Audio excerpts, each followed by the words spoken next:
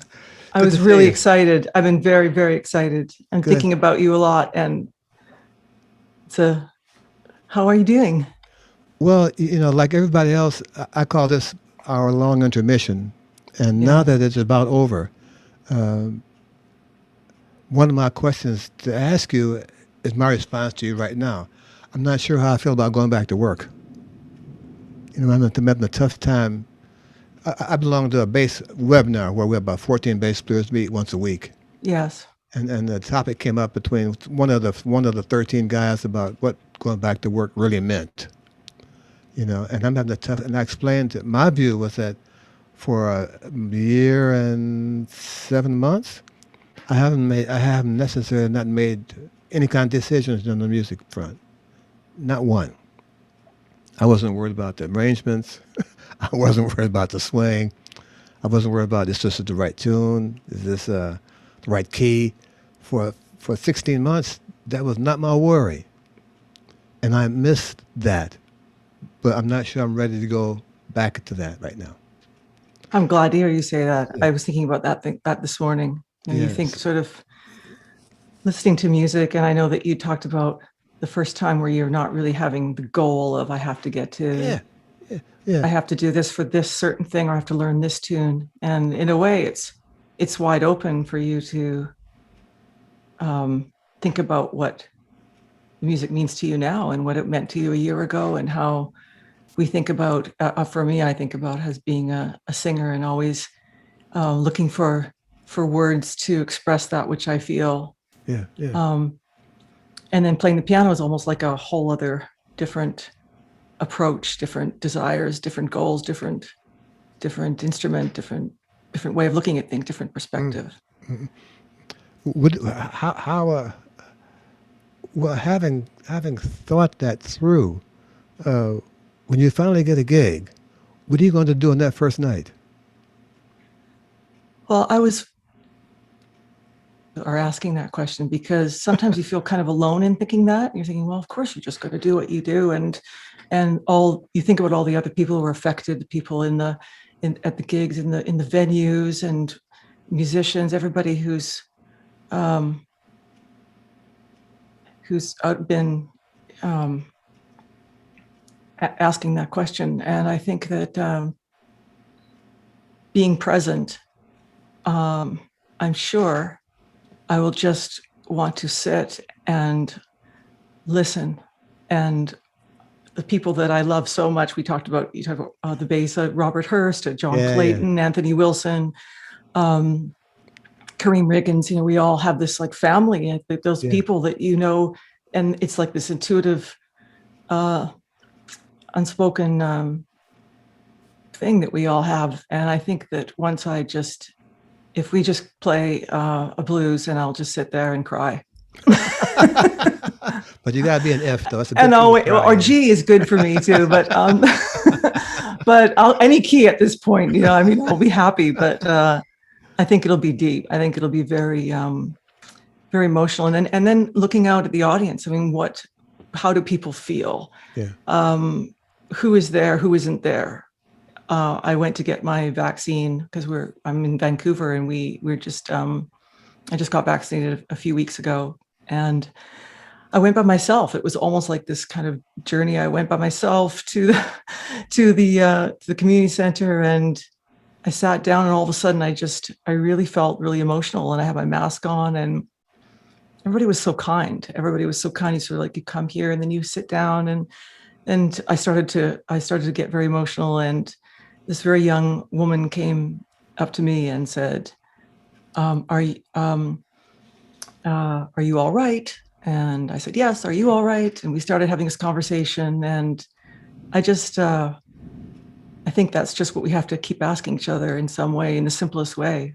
And because everybody's sharing this, Yeah. um, Everybody feels it. everybody feels it. Yeah. Yeah. Uh, I mentioned that question to you because it's been kind of right here in my head for a long time. And I Yeah. know that everyone knows that at some point it's going to be over. And I think it's just indefinite time of not knowing how long can you avoid making these very important decisions of your life. like going to work, Yeah. like hiring the right band. Like as a bass player, can I help them tonight sound better than I helped them last night? you Yeah. know, is this song too fast for them tonight? You know, is this the right? So for 16 months, I haven't had to be concerned with that. And so my concern is that when I step on this stage, what's the first thing I'm going to do? So I decided I'm going to put the bass down and walk to where they and give them each a personal hug. None of this air hug stuff. Get over here. Yeah. That's my plan for the first set. I think that's a good plan. You know, and the first one that cries gets the biggest money. Yeah, I would like to ask you, how are you? You've been playing. We saw you at the Vanguard on streaming at the Vanguard Yeah, the yeah, first time, yeah. one of the first I gigs, had right? fun for doing it. It was a nice way to remember. Uh, when I look to my left, I'm going to see not my hand, but Russell Malone. And look to my left, I'm not going to see my tie. I'm going to see Donald Vega. It's Yeah. that need at that time of this prolonged intermission. I thought that personal connection, just to see them in the same room with me, knowing that our goal was to make some music for this abbreviated period of time with a very limited audience energy and enthusiasm. Yeah. If we could do this all night, we'd have a great time, Yeah. and we had a great time. But that came to a brief halt after 1 hour. It was time to go home and go back into our, like the turtle, go back to our shell. Yeah. And I'm looking forward to, like I told you, when we get to the bandstand, whoever's in that group, get ready for it, because this hug's coming to everybody, and the first guy who cries gets the biggest pay. And it really helps me um, to hear your feelings about this, because like I said, sometimes you get lost in your own. I mean, you think, okay, I'm going to practice today, I'm going to play this, and it's like not having a goal, Yeah. or where can you go? What are the choices you're going to make today? Or is it just enough to just get to the piano and just say hello to the instrument, even if nothing happens? And I mean, sometimes I play late at night. I like to just play, see what comes, but it's always, it really is something to think that I play along a lot with records. Yeah, So yeah. I put my headphones on and I'll just put a playlist on whatever's on my on my iPhone, and just see what comes up, and then I dream. I have dreams of just joining a band. So I pretend I'm in what band would you like to play? So I think I would just like to just be a piano player for a while, and Yeah, just yeah. just play piano and accompany other people besides myself, and put myself into situations that will, I mean, I really love that. I love to think that maybe that's possible. And it's Yeah. Along that thought, speaking of audience and other people, you know, mm, uh, one of the questions I'm asked most of all is, how do you explain to people when you've been off that long? mhm, When I would walk down the street and someone would know me and know the scene, and they say, "Hey man, how you been doing?" I say, "Well, the best I can." mhm, I said, "You're not making any gigs?" "Well, there are no gigs." I had to explain it to them again that the governor shut the stuff down. And they said, "Well, what are you doing now that you're not playing the bass all the time?"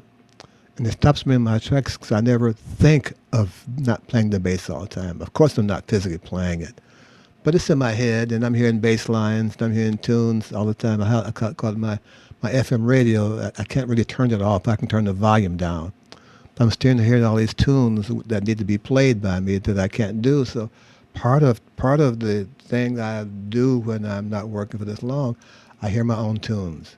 I hear my own bass lines, even though I'm not physically playing them like you do with the records. Uh, and I'm not sure people understand that concept of hearing music and understanding what your line fits with that music. It's kind of like you and the piano.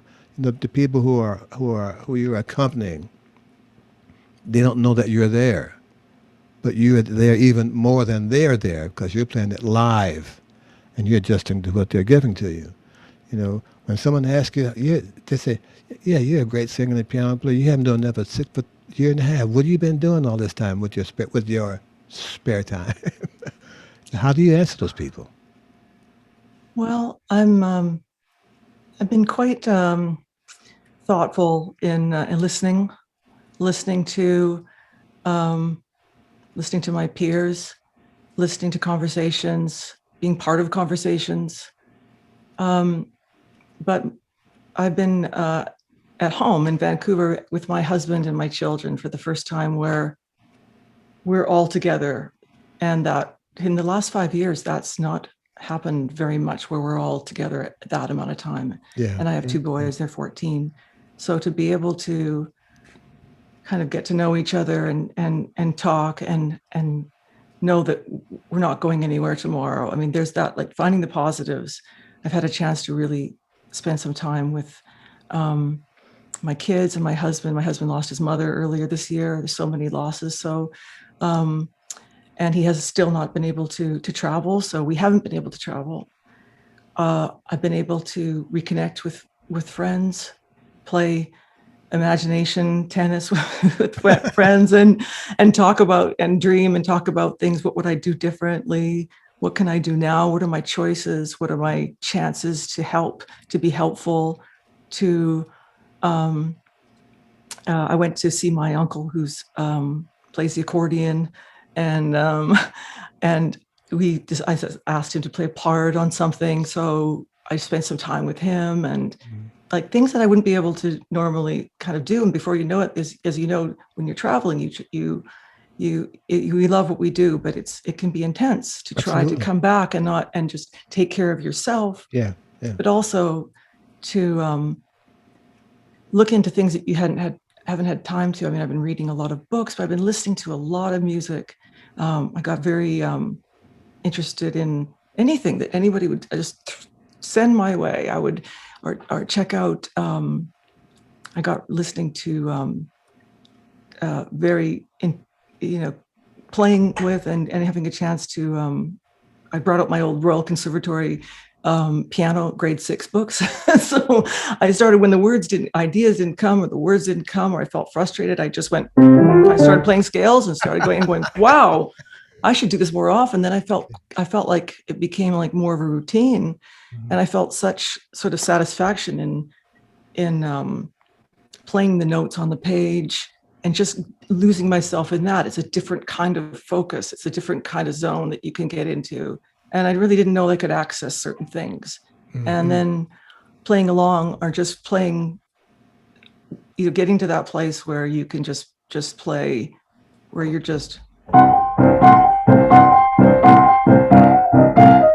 play a bass, just play that for an hour and see where, and to help you kind of like meditate on that. I guess there's all sorts of things, and just looking after my family but a lot of time thinking about how excited I would be to just go and play, and play with my friend, play with people. That's what I think I've been kind of like not getting around to, is just that I just miss people to talk with and share ideas. And sometimes when you I don't like really, I always get my words have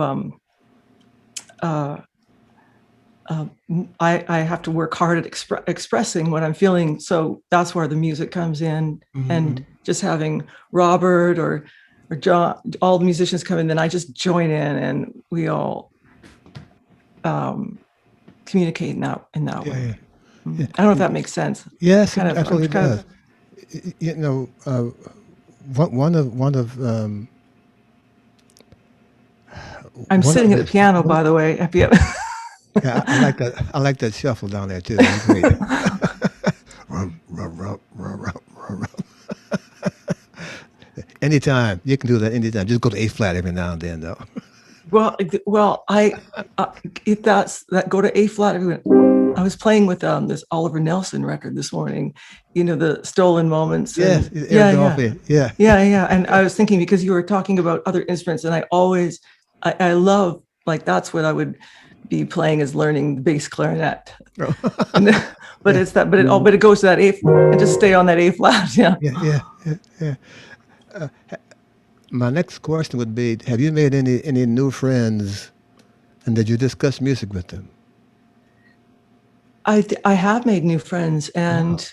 but it's nice because when you're traveling, you usually are your hours are different. So um uh I'm such a I like I tend to stay up really late and work late. My hours are always later. So I have friends in England who know that I'm up late, so they will FaceTime me at 1 a.m. because they know that I'm up. So they're having coffee and I'm sitting in my pajamas, and it's really nice to know that they know they sort of know. But I have friends also, great friends that I'm able to be consistent and talking about art with, or music, or what we're doing, or just family, or just whatever. Mm-hmm. So I have made new friends, and Mm-hmm. is it interesting? My son and I were driving in our neighborhood, and we always pass our neighbors and waved that they're walking their dog. But it was the first time that they were without their masks, so it was the first time we'd seen their faces in a year. And we were talking, and we rolled Wow. down the car window and probably talked for 20 minutes, just on the just passing by. How are you doing? And Yeah. that feels good. And you found out that they weren't neighbors after all. They were the wrong people. No, they're really good. They're really good neighbors. All this time, you had this fat mask on their face. You couldn't tell who was who. One of the things had happened to me during this time of not meeting other people. I'm still teaching students. I have students from Manhattan and some private students outside of that. And one of the things each of them have done for me is made me go back and look at my kind of recorded history. They would say, "Do you know this record?" And I say, "No. How should I know this record?" And they say, "Well, look it up. It's right here on the YouTube, and you're the bass player on this record." And I said, "Oh, really?" You know? So this time off from basically generating new music when you're working all the time, it gave me a chance to go back and see what music I was kind of responsible for helping generate since 1960. And a lot of those events, they're somewhere back here. I Yeah. kind of see it my career like the rings of a tree. When you cut a tree down, you see all these rings, which is the growth of this tree during this a year time. And my students have helped me take this step back and see the rings of my tree. And I've kind of gotten over being embarrassed by saying I don't really remember that all those times. You Yeah. know, and they kind of enjoy seeing me get a little embarrassed because I don't remember this record that they fell in love with, or how come you don't remember that? Well, I don't remember all the backstories and the history because it's back then. But it's helped me kind of appreciate my history, my background. I kind of forgot that. I'm trying to find the best note today. And I may have missed it last year, but that was kind of last year. Now No, I'm trying to find the best note for this next chorus. and sometimes I find you're looking for things. Like I felt yesterday. I was driving home again, and I was thinking, I was always sort of driving this way, and now I've gone this way, and but unexpectedly. And I love that when that happens, especially when you don't realize how much you need that Yeah, change of shift, direction. change of shift, or just a shift, or just look over here, Yeah, or see this way, or it's okay. Because I don't really like to look back sometimes, because I think about choices that I would have made, better choices would I have made had I known what I know. But that's good to say. yeah, And you've talked about that, I know, and it yeah, helps yeah, me to hear you talk yeah. about this rather than be kind of interviewed about the past. It's different when you say, well, you know what? I was listening to the Sonny Rollins record that you were on, 1969, a song I know really well called Love Letters. Take 8 or 9, I think. And there is a point where Sonny drops out and there's just you playing and just lets it happen.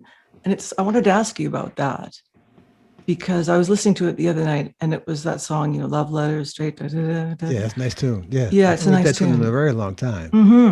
And it made me think about sometimes when I'm on the bandstand, and sometimes I can't find where one is, or I don't know where I am, or I'm so lost in everything that just, where it doesn't really matter about one, two, the form where you're just floating and you're kind of going, and then you land on, like you said, just play some other chord that works. Yeah, yeah. And I and trust in the people that you work with, this intimate trust, where sometimes I've just sat and looked and gone, I still can't hear it. I can't find it. I don't know where it is.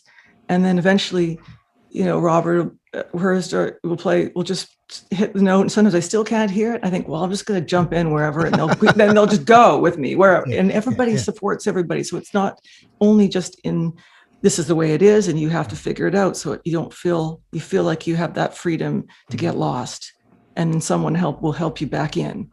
Even if it's just a couple notes, you'll find your way. But also, like, if I to talk with students about how important it is to just be in that moment that you're lost, and don't worry about it.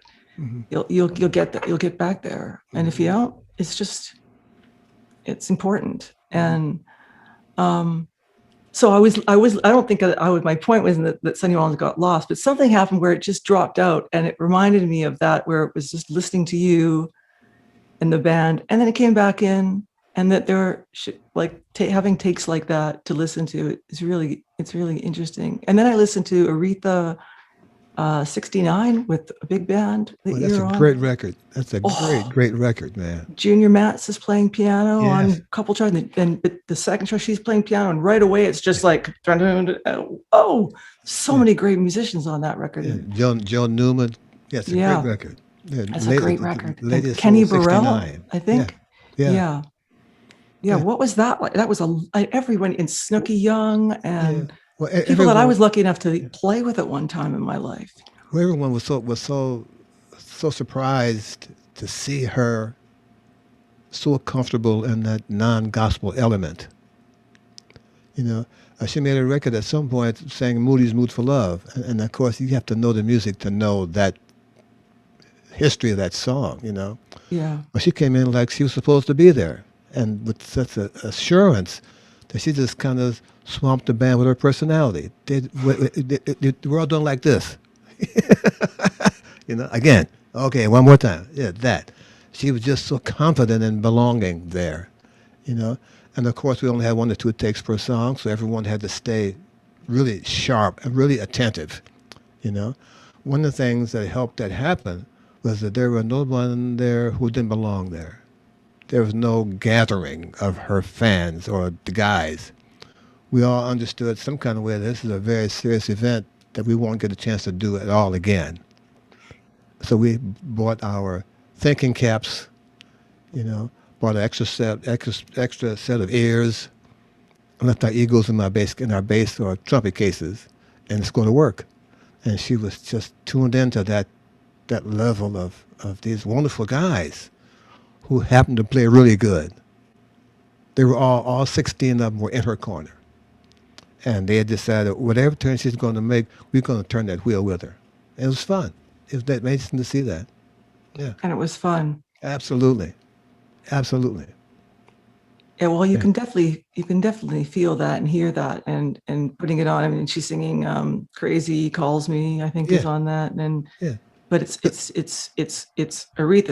As soon as that second track comes on, it's like it's just perfect. Yeah. And we once she set the tone, it was easy to follow her footsteps because she was made a clear path that we should kind of go along with, because this is where it's supposed to go. She's a very nice lady. I did a couple of other things with her when they had the Diva show at the Radio City with the other singers. I don't remember their names now, but she walked on the stage, man. It was all hers. You picture the flowers just wilt when the sun comes up like this. She walked out there, man, and everyone else wilted but the band. Yeah. It's an amazing sight to see her change the air like that. Yes. And I believe there was a time where there's, you can do all the rehearsals, and there's the teleprompter, and it's Aretha's going to sing this part, and then there's shared, and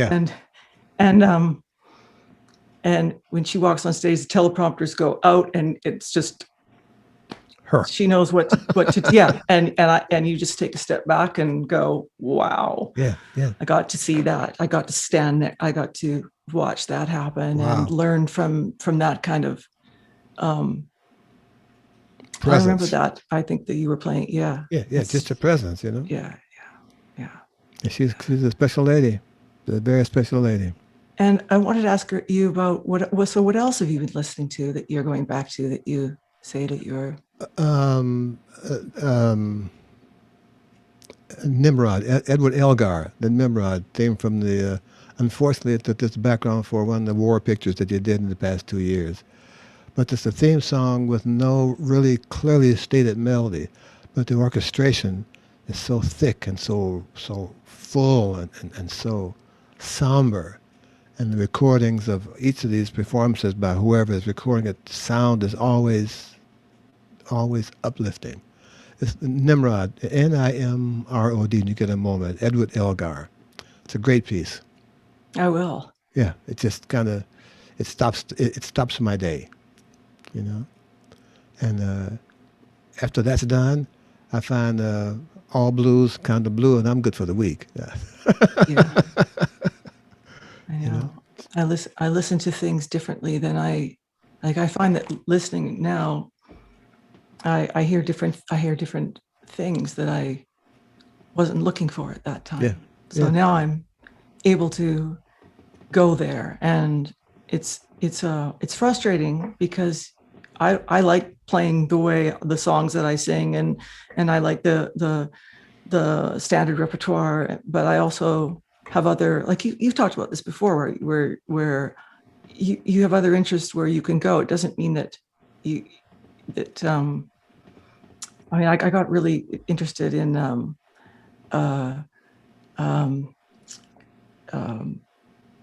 well, just different kinds of how different kinds of music and different kind of piano playing. I guess by playing along with records, where that fits in, and actually not even thinking about where it fits in, just for the fun of it, just to listen and also to play the classical pieces that I played that still have the notes on them from when I was a kid, and I'm still working on.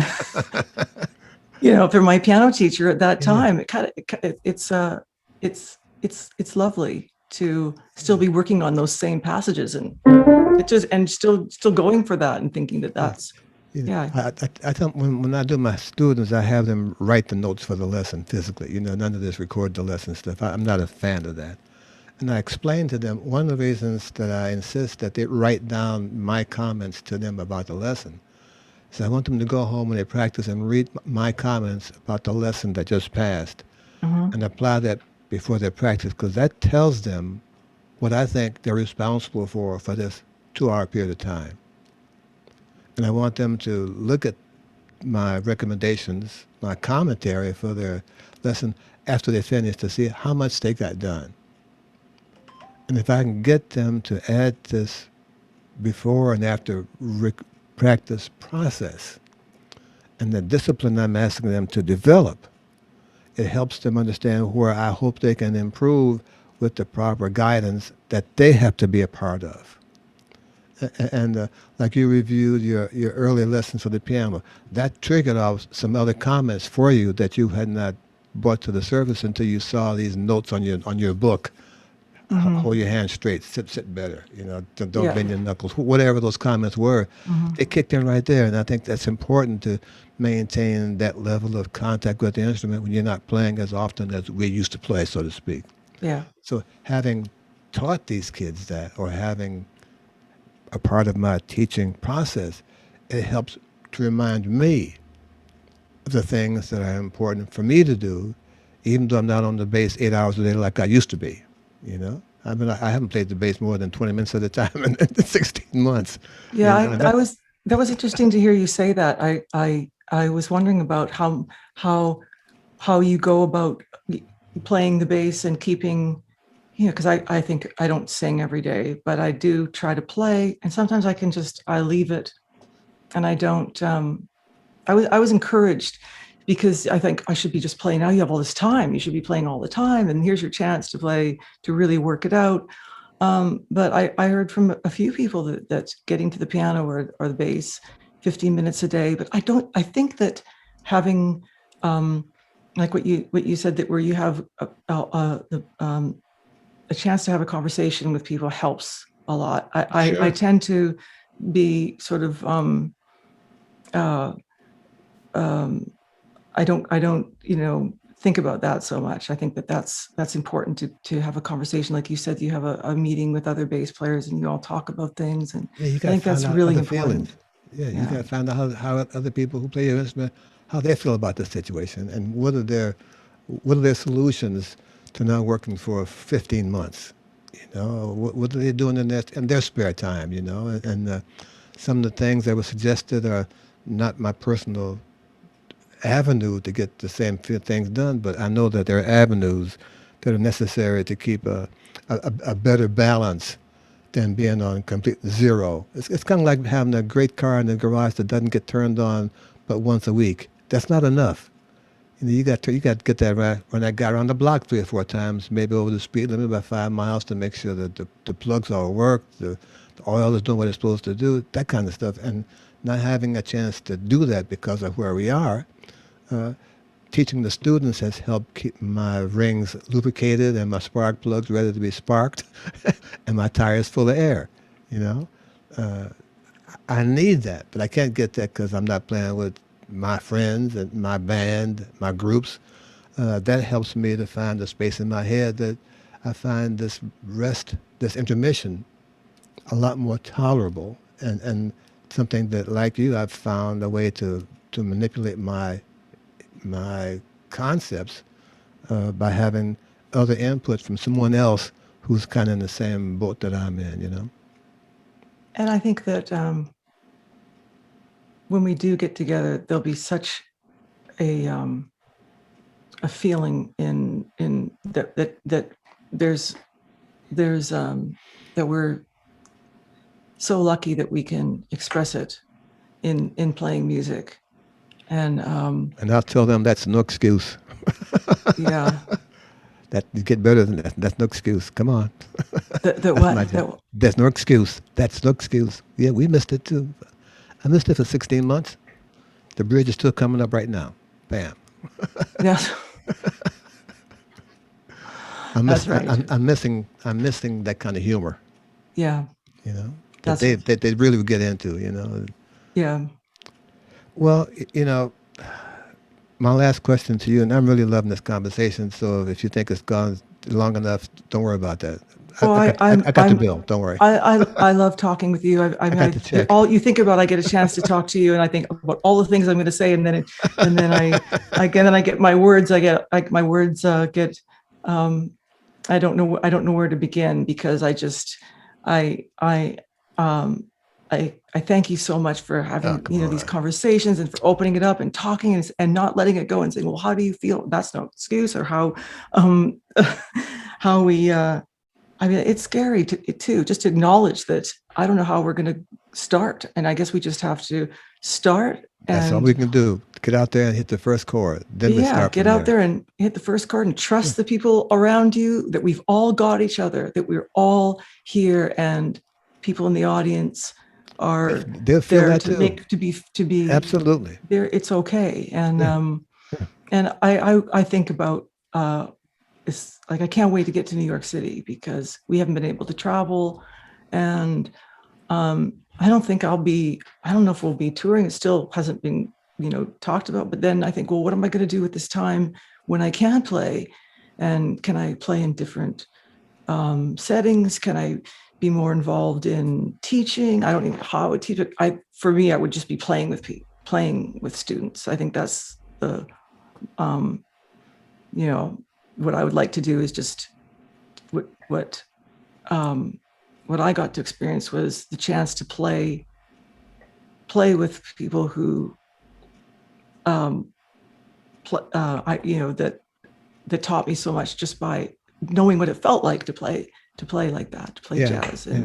And Yeah. like Rini Rosnes, she's from the same. I remember growing up and knowing that she was in Vancouver, Oh, wow. and she was a very, very big part of why I had the courage to do what I wanted to do, because I watched her do that. I watched her go to New York. I was like, well, I can do that too. And how and Ingrid Jensen, we all came from the same music program. One band teacher who was a bass player, and what he did, his name was Brian Stovall, and when I got to school, I got to the grade, I was playing the piano in the band room, and he phoned my mom and said, I'd like to talk with you. First, my mom was worried that I'd done something at school. And he Like all said, others would feel like that. Don't worry. she needs to learn 2-5-1s. And somebody has to show her these chords, and so he showed me how to. At that time I was listening to a lot of trio records of Bill Evans, Live at the Village Vanguard, Kind of Blue, My Funny Valentine, all the LPs I would borrow from my band teacher. And then my English teacher taught English, but he would say to me, Diana, come here, and he would give me these records to listen to. So I wasn't doing so great in my English class, but he would give me these records to listen to, Jerry Mulligan, Chet Baker pianoless quartets, without Bob Brookmeyer big band, or Gil Evans, or it was just, they just were feeding me all these records and saying, listen to this.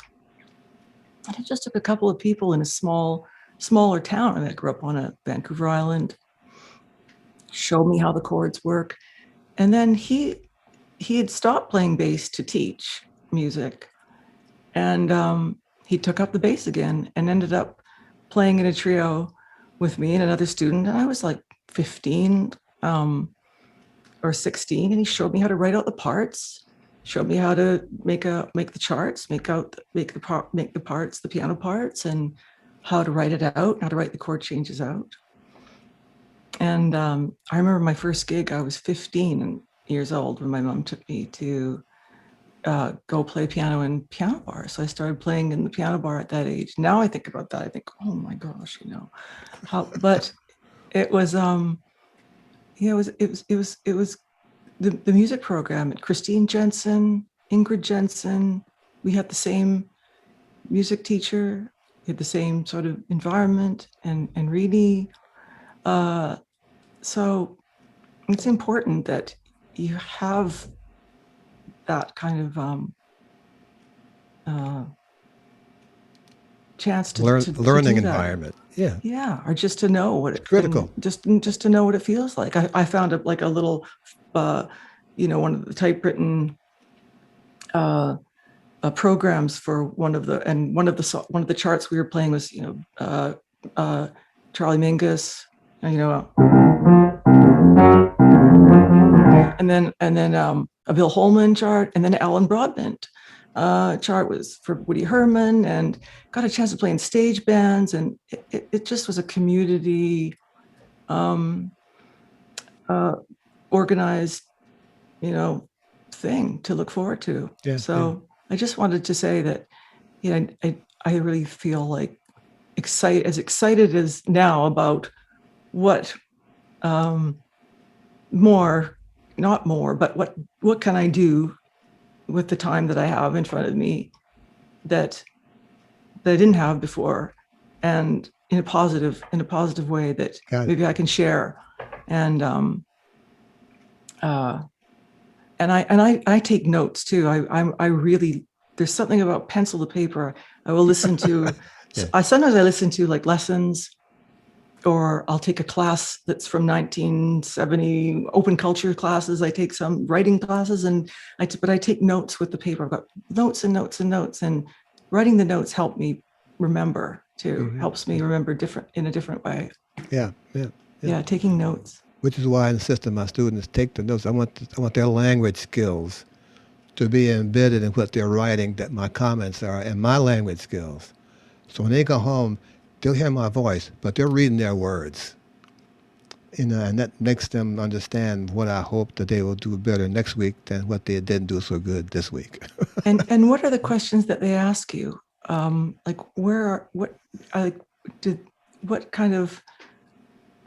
are the... Well, I try to explain to them how important the bass player is in the group. Mm-hmm.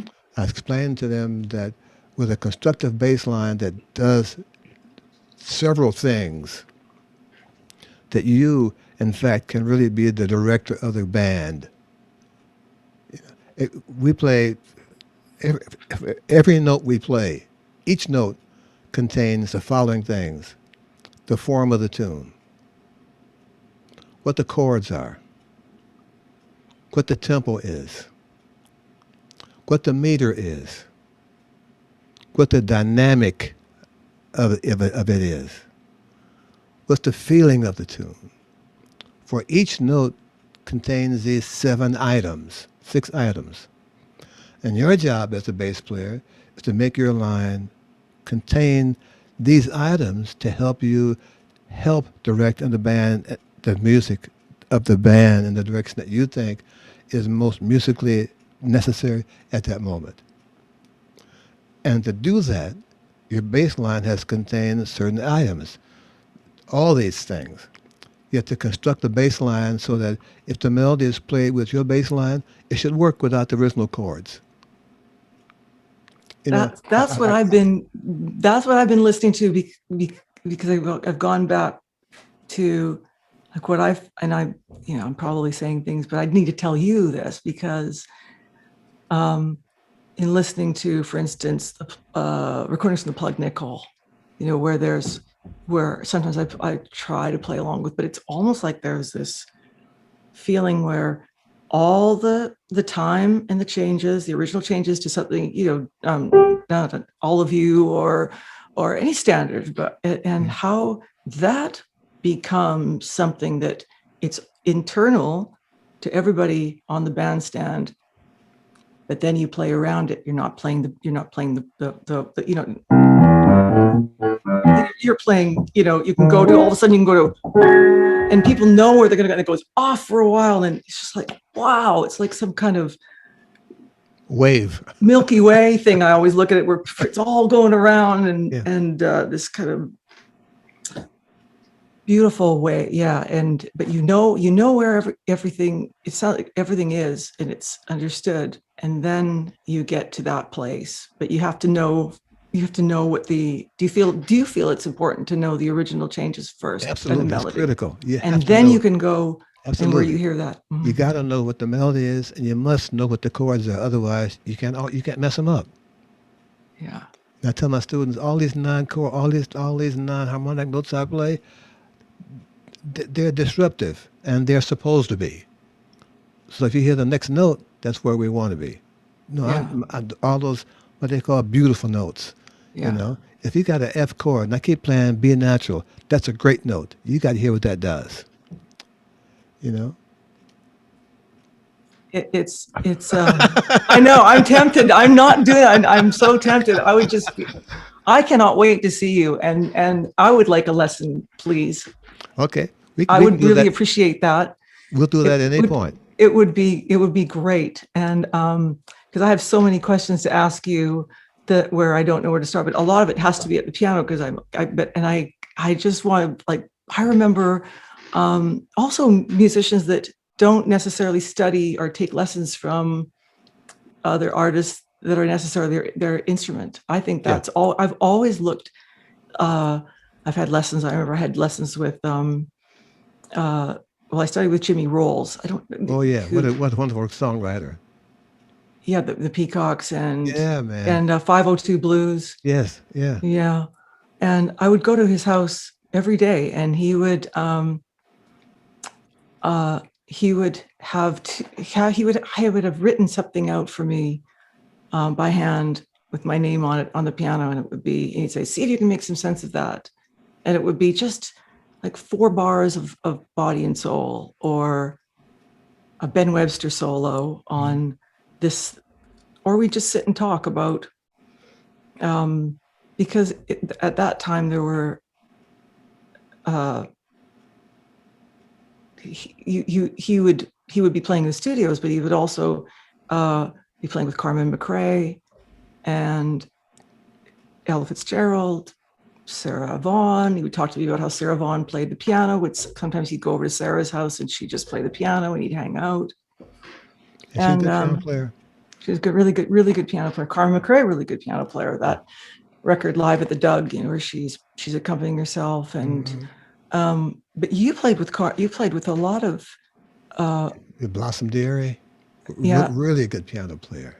And Betty Shirley, Carter, yeah, Shirley Horn, a really good, another good piano Shirley player. Horn. Boy, here's one. Yeah.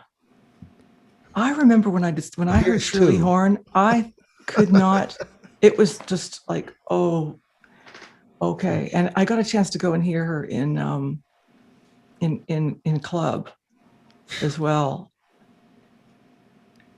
Roberta Flack, just great piano sound for me. Yeah. They understood what sound they needed, and my job was to find a note that helped that sound. And they're really great singers. Chapter two, right? Yeah, Yeah, that's First Take, great first record take. for Yeah, her. first take. Yeah, Yeah. yeah, Yeah. Like those are all records that I still look to again that's a and good one. listen to. I mean, I like to listen to new artists too, and different, like my kids and I were listening to, they were showing me an artist, and then somehow we got around to Eddie Jefferson, Oh wow, listening to Eddie Jefferson, yeah, because they were listening to something, and then I said, well, this is where this sort of comes from. So he was singing ornithology. yeah, yeah. I Yeah, know and but that. it was but and and just sitting at the table and just sort of playing, like, okay, listen to this. And I said, well, if you've got to listen to where this comes from, and then we listened to De La Soul, me, myself and I, and then they take me on a road to listen to something else, and they're listening to the music that they're listening to. But we all sort of come. I remember asking them something like, well, you know who, and that they'll say to me, of course I know who that is, but it's I'm so thankful that I've had time to spend with my kids and my I can husband. imagine. No, but yeah, and some people just do radio shows where we'll just play each other music, and we still surprise each other. I think Elvis said to me, "I didn't know that you were listening to you. You're listening to that," and um, just doing your own radio show, Yeah, yeah. it brings you in. There's just so much, and there's so many good musicians that I haven't had a chance to play with and check Yeah. out, and uh, I'm looking forward to. They're all waiting for a chance. Believe me, they're waiting for a chance. Okay, one last thing Am before I I talking too much? I no know no no no now. before I, You no no before I schedule your lesson. One more question. We've both been away from this playing live for a really long time, 16 months or more. You know, Mhm. what if you were going back to work tomorrow? What instrument other than piano would you want to play? um, well, bass clarinet. Um, I really would. I started listening to. I would. I would really love to play lots of instruments, but I think I'd like to play. Uh, I would. Mm, can it be a keyboard instrument again? Like, can it be like a Rhodes or Hammond No, not B3 or? really. It's still Okay, it's the same class physically. The keyboard, the keyboard. I think I'd like to play guitar, because it's always something that it doesn't go where where it takes you to a different place harmonically. And I'm listening to a lot of Skip James lately, and who and I and because I like the way he plays piano too. It's quite, but that's different tuning. Mhm. Um, I like that tuning. I like that kind of and the way Joni Mitchell tunes, plays different ideas, but it just and also it bends the notes or bass, because you can bend notes differently than piano. We can kind of go, Yes. but we can't do what you do. Just to and I probably would. I mean, I worked with so many great guitar players and bass players, and so it would be my dream to be able to play Okay. something, even if Okay. it's just simple. We'll work that out. Yeah. Yes. Yeah, we will work that out.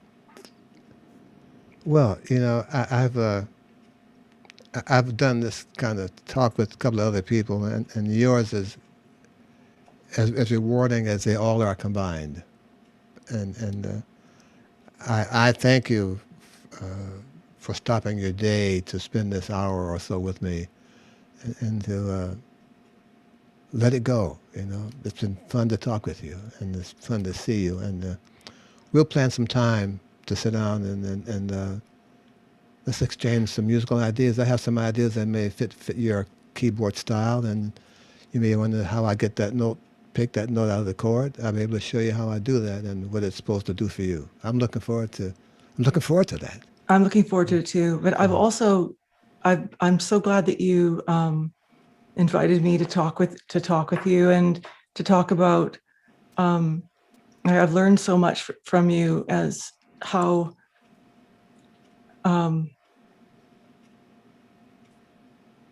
just think how to always keep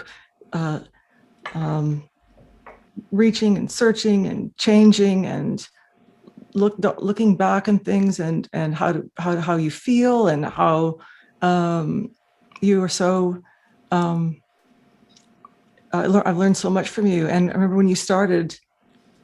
These conversations are so important for me to hear, because like I said, I still feel like I'm starting from the beginning in some ways, and I'm always starting from the page of this page today. Where am I going to go? And we can always do more, but what else can I do, and how can I do this, and be comfortable with, if the words don't arrive, don't worry about it. Just and just to be able to talk about that question, how will you feel when you get back on the bandstand? And just that you ask that, though, and because it's something that we think, oh, well, we're going to be okay, or are we going to be okay, or I'm kind of afraid, or I don't know how I'm going to do it. Just be able to share those feelings and say them out loud. Yeah. Then we get there, we'll just play the chord, but make sure you know the chords. Yeah. being off the bandstand is no excuse. I'll be ready. I will be. I will be ready, and I can't wait. And I'm so thankful for you. And I just send you a big hug, and I love you so much. And, Thank you. And thank you We'll talk again, and I love you. Thank you. Yeah, I love you too, Ron. I really do. Yeah, take care. I'm going to call you again. Okay. I have more things to ask. Okay. Thanks. Take care. Thank you. Bye. Bye-bye. Bye.